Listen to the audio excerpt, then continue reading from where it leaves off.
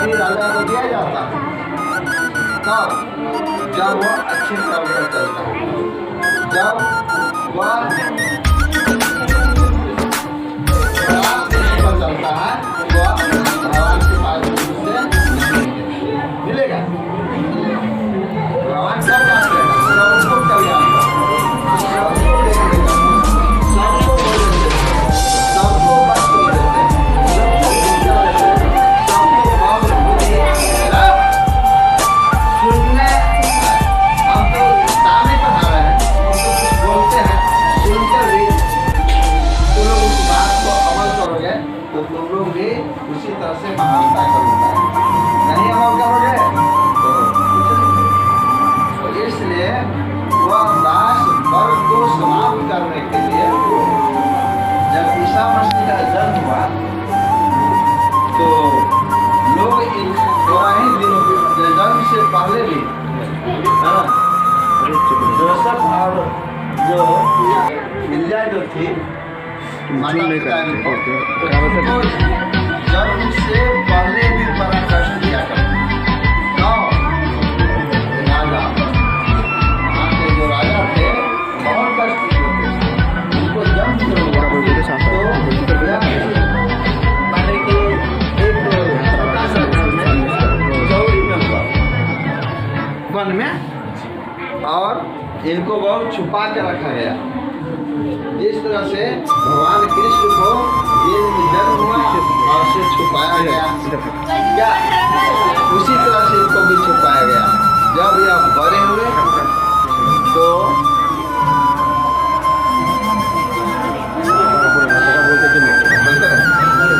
जन्म हुआ तो माने कि राजा इनको बहुत ही कष्ट दिए और साथ ही साथ इनको मारने के लिए भी उतावला हो गए। लेकिन जाको रखे सैया मार सके न कोई बहार, है ना। तो यहाँ कवि ने लिखा जिस व्यक्ति को भगवान बचाने वाले हैं तो कोई उसको मार नहीं सकता, आ सकता है कोई नहीं मार सकता। इसलिए माने कि जो भगवान के प्रति श्रद्धा भक्ति भाव बनाए रखता है उनको कभी कष्ट नहीं होता है, और कष्ट होता भी है वह महान बन जाता है ना। इसलिए ये आपको ये जैसे जैसे बढ़ते गए इनका लोग अनुयायी होते गए, और राजा ने सोचा कि यह हमारा राज्य छीन लेगा। यह तो अच्छा ज्ञान देता था, लेकिन यह राजा को यह ऐसा लगा कि सब जनता लोग जितने भी लोग हैं वह इनका अनुयायी हो जाएंगे, हमारा राजराज में छीन लेगा। इसलिए इनको क्या किया, इनको सूली पर चढ़ाने के काम किया। सूली जानते हो, माने कि घेट को काट देता है, मशीन में लगा देता है। ये भी नहीं किया, एक क्या किए, इनको एक दीवार जोड़ दिए। क्या जोड़ दिए? दीवार जोड़ कर उनको ऐसे हाथ को कर दिया, गोद को कर दिया और उसमें दीवार में जोड़ दिया। और जब इतना बचा तो कहा कि आप क्या कुछ कहना चाहते हैं। उसे पूछा गया क्या ख्वाहिश कहने का है, तो वो यही कहते हैं कि हे प्रभु दया कीजिए, है ना। उसे यह कहा कि जिसने मुझे सूली पर चढ़ाया है उनको भी रक्षा करना, उनको भी कल्याण करना, उनको भी भला करना। ऐसा कौन व्यक्ति होगा जो सूली पर चढ़ाने के बाद भी वह माने किनको लिए दया के भीख मांगते हैं। किसे? आजकल हमको कष्ट देता है, आपको कष्ट कोई देता है तो कुछ शराब देता है नहीं, लेकिन वो दयावान वो आदमी होता है कि कष्ट देने के बाद भी शराब नहीं देता, उनके लिए दया का भीख मांगते हैं, भगवान से अर्जी करते हैं उनका कल्याण करें। ऐसे ही बुद्धि विचार अगर सबों के पास रहेगा तो महानता का प्रतीक बन जाएगा। किसी से ये नहीं कि हमको मार दिया तो हम उसको हम भी मार देंगे, ये तो बदलाव की भाव हो गया, उसमें महानता नहीं है। तो इनको जब अंत में जब पूरा के पूरा जोर दिया और ये भी कहा कि ए मेरे अनुयायियों मेरे संसर्ग में रहने वाले लोगों, आप लोगों को मैं यह दीवार से भी निकलकर मैंने 15 दिन के बाद फिर आऊँगा और फिर आप लोगों को कुछ शब्द सुनाएंगे और इसके बाद मैं इस संसार से लुप्त हो जाऊँगा। और दीवार जोड़ने के बाद भी वह दीवार से निकलकर और लोगों को बीच आकर लोगों को शिक्षा दिया, लोगों को धर्म के अनुयायी बताया और वह कहने के बाद क्या किए कि उनके समर्थन के और लोगों ने यह समझ गए कि वास्तव में भगवान राजा नहीं है, भगवान कोई और है, ईश्वर कोई और है। और उस राजा को लोगों ने सभी जब दुष्टों ने मिलकर उसको क्या किए, उसको ऊपर खिलाफ हुआ और राजा को वहाँ से हटाया गया। सब जनता एक तरफ पे जाएगा तो राजा के लिए क्या कर सकता है?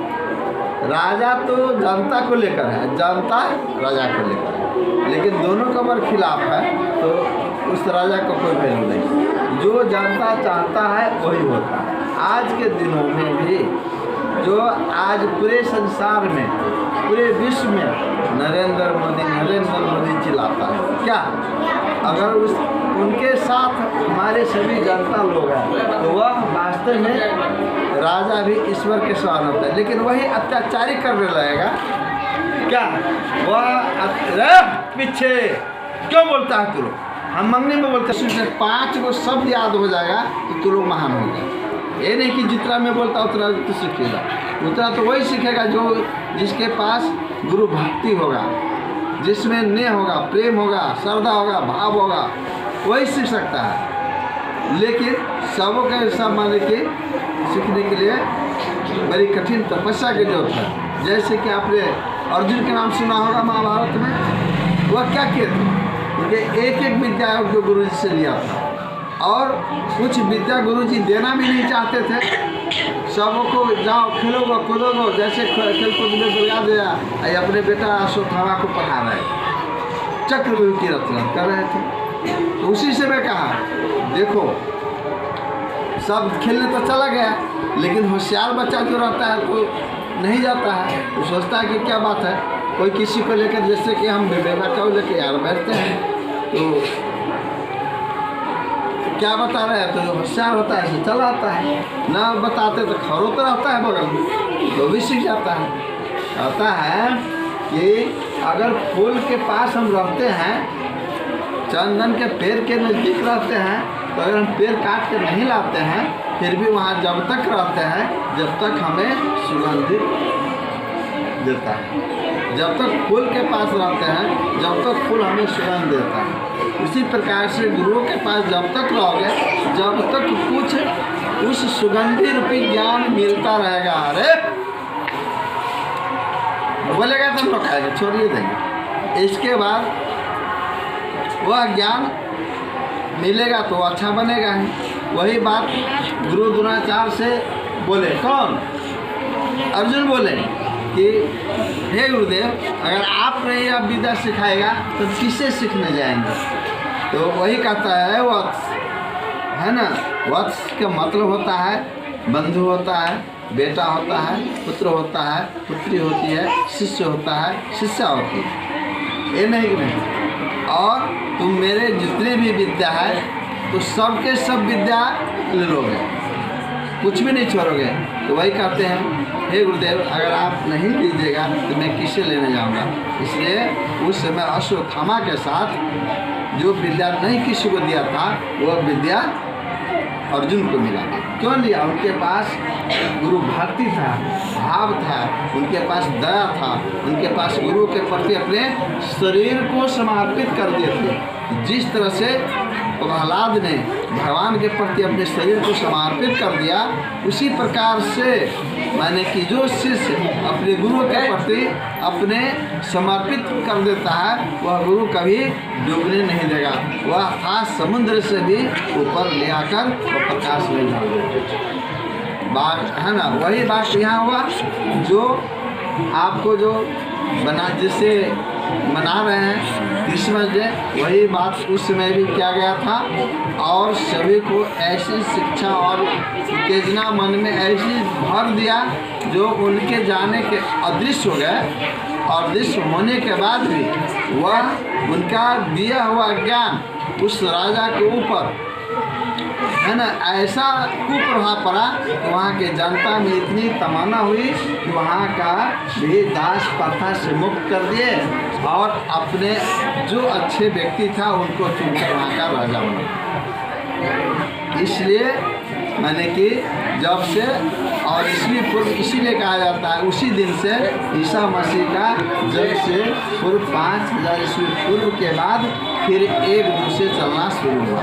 इसीलिए कभी कभी लिखा रहता है 1900, कभी लिखा रहता है 320, लिखा रहता है 273 लिखा रहता है। इस पर भी इतिहास की चीज़ है ना। ऐसे उसको 5 साल जोड़ने के बाद इसको जोड़ोगे तब उतना 100 ईस्वी पूर्व। इसके लिए हम लोग हाई स्कूल में अपने इतिहास के सर से पूछे थे, सर चलता है 1990, 1975 और 330 कहाँ से आ गया, तो हमको बताए हुए थे। मैं 8वां क्लास में प्रश्न किया था, 8वां 9वां में से। हम लोग रंग बिरंगे प्रश्न क्या करते थे। जब बायोलॉजी के सर आते थे तो क्या कहते थे, सर को कहा करते थे कि सर इतने जो दुनिया में इतने लोग के रंग है, सब है मानव है, और सब के सब रंग हो जाता है क्यों, ऐसा ही प्रश्न। इसका भी जवाब दिया, हर ढंग से जवाब दिए, जहाँ तक सक्षम हुए गुरुदेव उतना किए। उसी प्रकार से आप लोग तो किसी के प्रश्न कभी पूछते नहीं हैं, ऐसा ऐसा क्वेश्चन पूछना चाहिए, वह जवाब मिलेगा। जो कहीं भी कोई क्वेश्चन करता है सबको क्वेश्चन के मन में रखो, अपने मुँह से समस्या का समाधान करो। जामा फट जाता है, पैर फट जाता है, कलम हरा जाता है, टोपी हरा जाता है, जूता चप्पल हरा जाता है, तो अपने माता पिता के पास जाते हैं तो समस्या का निदान होता है कि नहीं, वो करते हैं कि नहीं जी। सबको जामा पैर जूता चप्पल मोजा इत्यादि की समस्या होता है, सो देते हैं कि नहीं, घर पर भोजन भी देते हैं। इसी प्रकार से गुरु भी जितने भी प्रकार की समस्या होगी वह सभी समस्या को निदान करने के लिए तैयार है। वह कभी वह समस्या को छोड़ेगा नहीं, निदान करके आपको उन्नति के राह पर लाएंगे। इसी प्रकार से आप लोग भी अपने दृढ़ संकल्प और कर्म के साथ कीजिएगा, जो भी काम कीजिएगा उसमें उन्नति मिलेगा, उसमें सफलता मिलेगी, उसमें आप लोग अच्छे महान बनेंगे, है ना। इतना ही कहकर मैं अपनी वाणी को विश्राम देता हूँ।